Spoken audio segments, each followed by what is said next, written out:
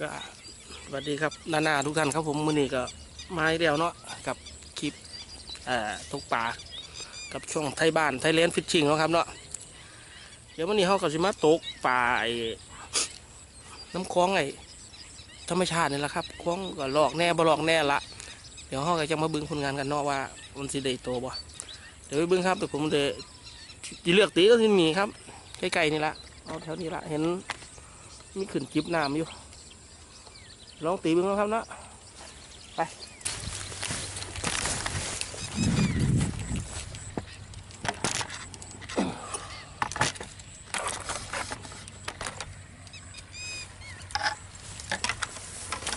ย้ายหมอง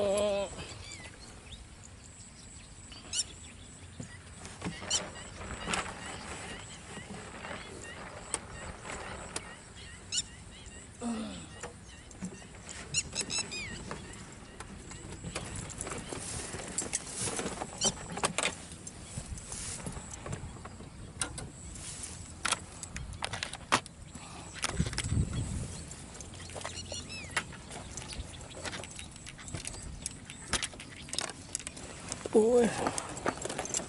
ทางก็ไม้ก็ทุลักทุเลครับเห็นบ่บูนี่เป็นสูงแท้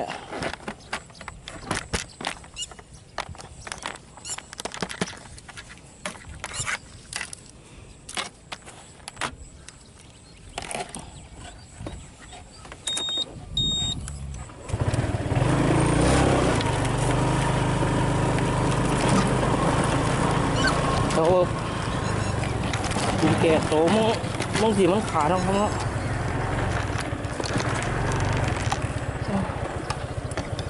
โอ้บ่ได้สงสัยนะครับบุษากลายครับผมก็จะได้แต่ละคลิปมากรอตีจนเงี้ยโอเคแล้ว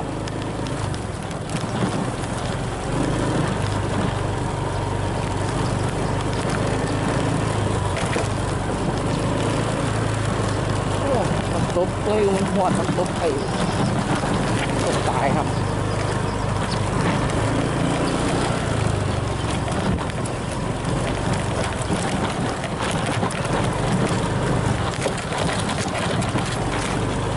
ดูนี่นะพี่โต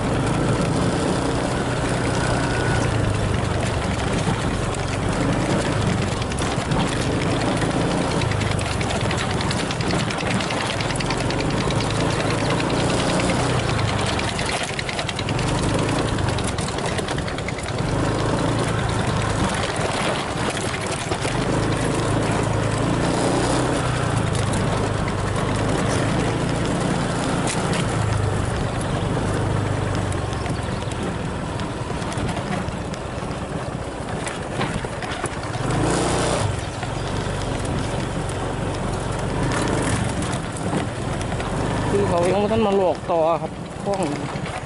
ล้นแล้วครับสงสัยเที่ยวสงกรานต์เนี่ยมันอยากเจ้าบ่ที่ดิไปโดนเนี่ยมันนั่นหลอกขึ้นจักเทียอยู่น้ำหาแล้วมันห้องน้ำห้องข้างโอเคครับโอ้ยตายจอดห่มนี่แหละครับพอได้รถยูห่มนี่แหละตีข้างไหนนอมันลูกเสียลูกตีเขาไว้นี่นะครับเพราะว่าเมื่อนั้นผมขาดอยู่ตรงนี้แล้ว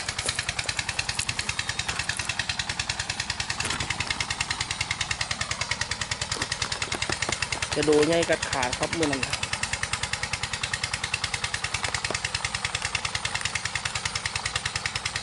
นี่ละ ครับมองนี่แหละมองขาดของผมขาดถิ่มไว้เนาะครับเนาะให้บึงกันเนาะเป็นยังไงจริงมันก็ตีเลยเบิดนะครับเดี๋ยวมันเป็นเล็กน้อยนะข้างตีง่าครับมีอากาศแปลดีๆเนาะเลยอยากขาดเลยครับ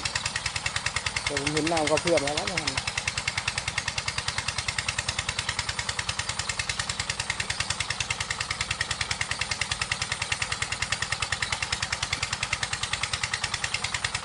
เอาสิลองตีไว้ครับผม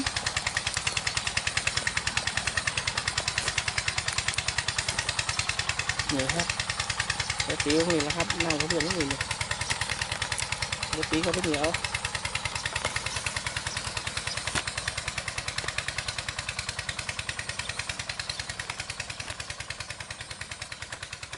ตีเขาเหนียวแล้วกันครับ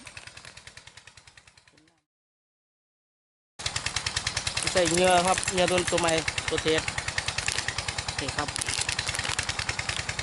เตะจิ๋วลองบึงครับผมว่าสีลองตีมันมือแรกครับมือนี่สีเหลืองนี่แหละกันครับผมจิ๋วจิ๋วดีจิ๋วจิ๋วโบลองมือครับว่าเป็นจังไดเดี๋ยวเด็ดมันงงมันพูดครับขออนุญาตเด้อตัดขึ้นสักหน่อยครับผม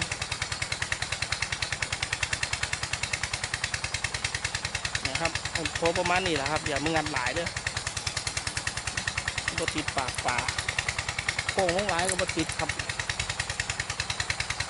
ติดยากจะลองดึงเนาะเงือไม้ครับผมตัวไม้ของค่ายไม้คันมือ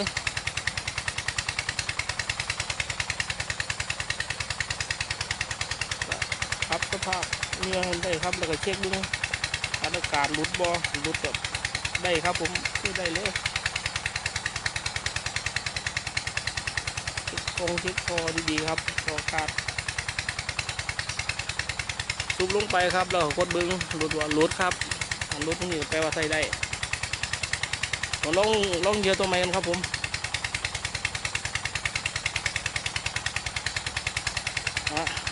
เดี๋ยวใส่เลย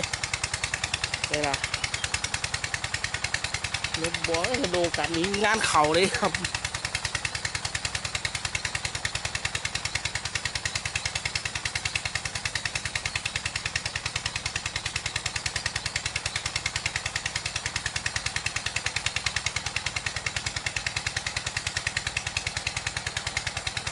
มันรอกันดูครับเตะซุปเปอร์จิ๋ว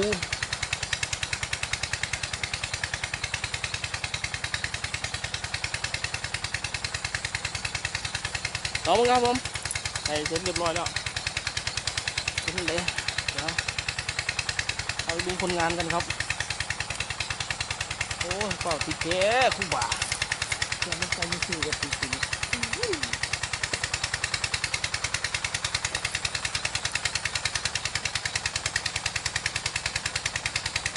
เอามึงครับผมใส่เรียบร้อยแล้วครับเดี๋ยวนะครับถือมาเดียวนิ้วนี่ครับ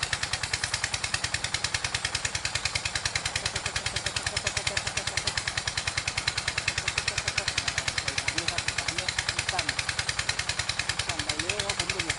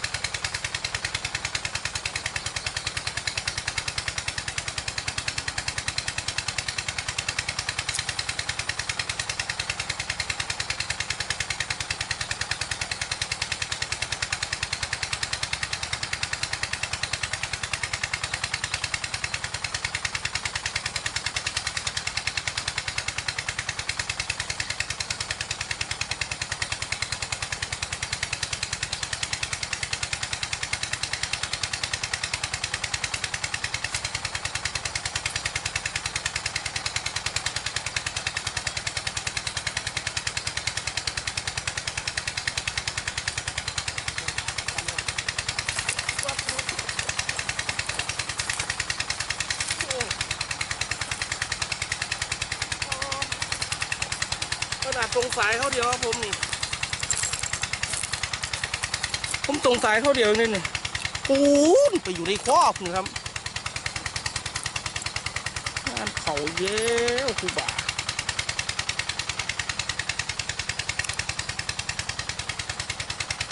โอ้ยปวดตรงใดเนาะบาดปวดใดคือเขาแล้วครับก็ยากนี่ครับบึงป่ากันใส่งามเลยครับผมนี่ครับจับเงี้ยนี่ครับผมเห็นบ่ล่ะครับเตะจิ้วครับจักสิว่ามันจิ้วยังไงจิ้วแน่ครับอันนี้ขนาดสงสัยเขาเดียวดินี่โอ้ยหันทรงโดนนี่ผมย่านอยู่ตรงไรเดียวเขาอยู่ซ้ำนี่ในคอตรงโดนเยอะน้อยนี่ก็อยู่ในท้องหันทรงโดนก็นี่ออกดากแท้แล้วครับผมเดี๋ยวผมปลดเงี้ยมันงานเข่าที่เสาเท่ครูบา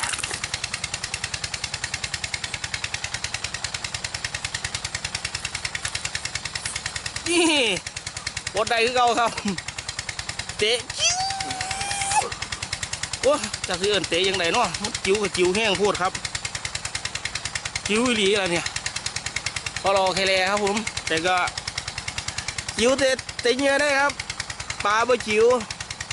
พอควรระวังครับอย่าทรงโดนมันจะออกดามีสุดยอดเลยครับ